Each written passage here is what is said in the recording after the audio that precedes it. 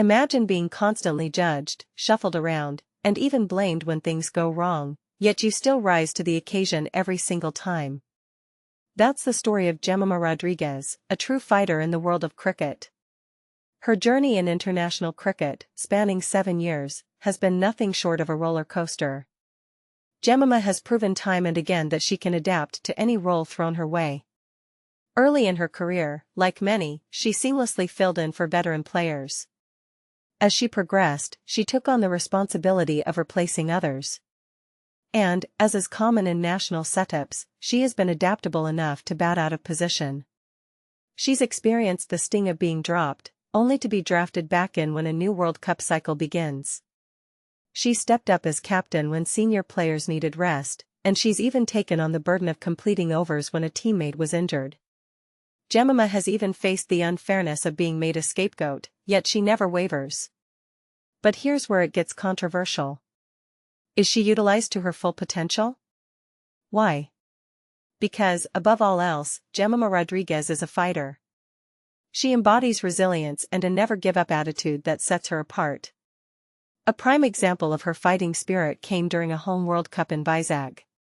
After India suffered 2 narrow defeats, Jemimah became a casualty of the team's strategy to prioritize batting depth over bowling strength.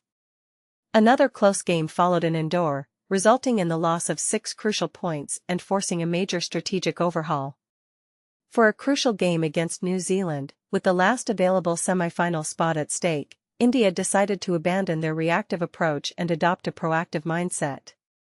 One of the most significant decisions they made was to promote the returning Jemimah Rodrigues to the one-drop position, despite having a strong opening platform of 212 runs at a run-a-ball rate. And this is the part most people miss. This wasn't just about giving her a chance, it was about trusting her ability to accelerate the innings. Coming in after the fall of the aggressive opener, Jemimah knew she had to maintain the momentum. This was no small feat, considering she was coming off 2 ducks and a period of carrying drinks in her maiden World Cup. However, the local star rose to the occasion. She took a few balls to get her eye in, taking 3 singles off 6 balls. Once the boundaries started flowing, there was no stopping her. Her drives were particularly effective and aesthetically pleasing, yielding 29 runs off 12 balls, including 6 boundaries. But Jemimah also expertly maneuvered the field against spin with her signature sweeps and reverse sweeps. She welcomed back New Zealand's most economical bowler, Jess Kerr, with consecutive boundaries, and then attacked the opposition's most successful bowler of the night, Suzie Bates, with a couple more, registering India's fastest 50 of the tournament in just 38 balls. Her full range of shots was on display in the 46th over when she reverse swept, cut, and hit a beautiful drive through the vacant covers off Eden Carson, despite experiencing some discomfort from a possible cramp. With 1 over remaining after a nearly 100-minute rain break, she remained committed to her aggressive approach, lofting Rosemary Mare down the ground to keep the boundaries coming until the very end. She scored 51 runs off 37 deliveries against spinners at a strike rate of 137.83, and 25 runs off 18 deliveries against pacers at a strike rate of 138.88. Interestingly, this was only Jemimah's 4th innings at number 3.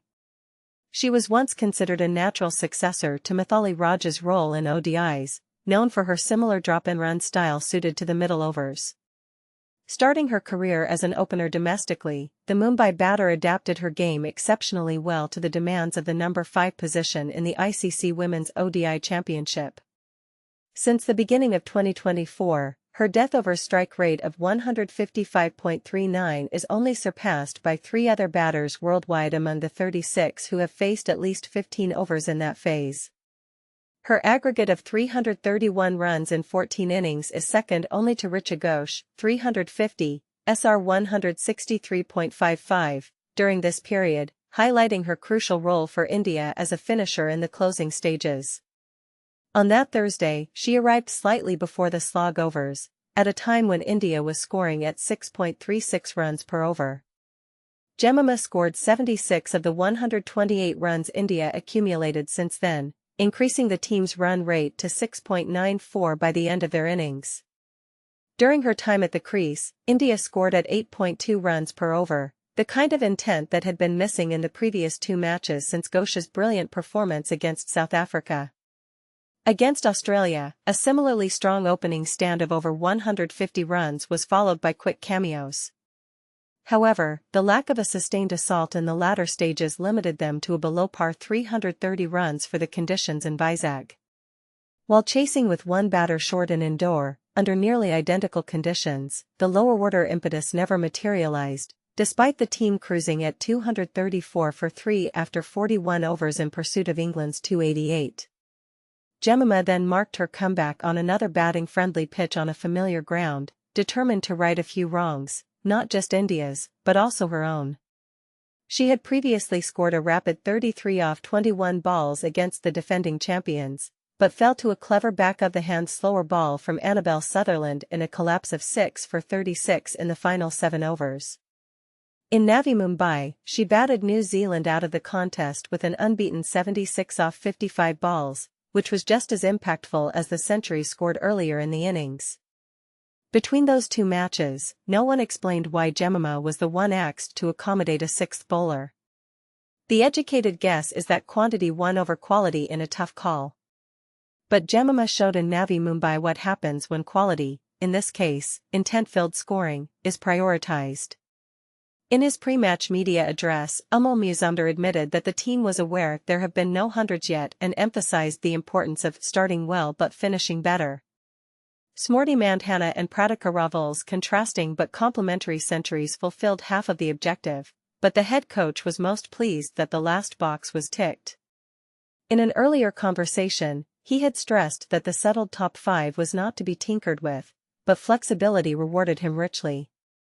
The fact that it came from the batter who, just a game ago, seemed dispensable was both baffling and gratifying. Jemimah Rodrigues has faced setbacks, been dropped, and then risen again, reminding the world that you can't keep a fighter down.